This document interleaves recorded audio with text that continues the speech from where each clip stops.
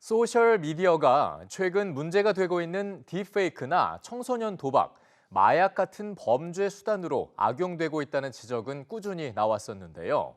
이렇다 보니 세계 각국에선 이 청소년들을 중심으로 이용 제한 같은 과감한 규제를 도입하고 있습니다. 국내에서도 이 같은 흐름을 짚어볼 필요가 있다는 지적이 나오고 있습니다. 진태희 기자가 보도합니다. 스마트폰 중독부터 딥페이크나 마약 같은 범죄까지 소셜미디어는 이미 다양한 사회 문제의 온상으로 떠오르고 있습니다. 과학기술정보통신부에 따르면 지난해 청소년 10명 가운데 4명이 스마트폰 과의존 위험군으로 나타났습니다.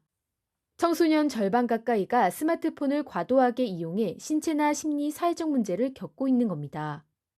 최근 국회에서도 이런 소셜미디어 부작용을 막기 위해 석 달 사이 5건의 법안이 발의됐습니다. 16세 미만의 경우 SNS 하루 이용 한도를 설정하거나 14세 이상 청소년부터 SNS를 가입하도록 하는 내용의 법안입니다.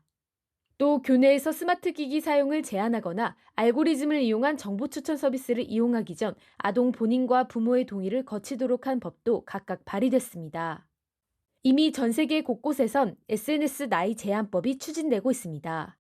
프랑스는 15세 미만의 청소년이, 미국 일부 주에선 18세, 16세 미만 청소년이 부모의 동의가 없으면 SNS를 이용할 수 없도록 하는 법을 시행 중입니다. 13세 미만 아동의 SNS 계정 신설을 법으로 제한하는 영국은 지난 2월 모든 학교에서 수업 시간 중 스마트폰 사용을 금지하는 권고안을 발표하기도 했습니다. 표현의 자유를 침해한다는 등의 이유로 소극적이던 플랫폼도 최근 칼을 빼들었습니다. 인스타그램은 10대가 쓰는 계정을 모두 비공개로 전환해 아무나 연락해오지 못하게 하고 성적이거나 자살, 자해에 관한 콘텐츠는 알고리즘 추천에서 제외한다는 대책을 내놨습니다. 미국과 영국, 캐나다, 호주를 시작으로 올해 말부턴 유럽연합에, 내년 1월부턴 한국을 포함한 나머지 국가에 적용됩니다.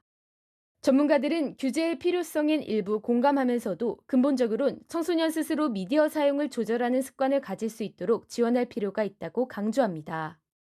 아이들이 유튜브는 뭘 주로 보는지 이런 걸 물었을 때 그걸 알려줄 정도의 관계가 되는 게 굉장히 중요하다고 봐요. 무조건 나무라지 말고 부모님이 어떻게 이 아이하고 대화를 하면서 이 문제를 풀 것인가. 점점 더 커지는 부작용에 세계적인 흐름에 맞춰 국내에서도 청소년에 대한 적절한 보호 조치를 마련해달란 요구의 목소리가 커지고 있습니다. EBS 뉴스 진태입니다.